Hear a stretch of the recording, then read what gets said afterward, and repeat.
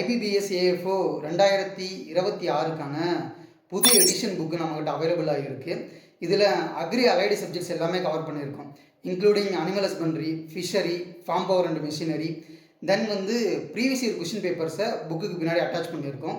எங்கெங்கெல்லாம் important topics இருக்கோ அங்கெல்லாம் ஃப்ரீக்வெண்ட்லி ஆஸ்க்டு கொஷின்ஸ்னு சொல்லி மென்ஷன் பண்ணியிருக்கோம். இது படிக்கும் போது உங்களுக்கு ரொம்பவே யூஸ்ஃபுல்லாக இருக்கும்.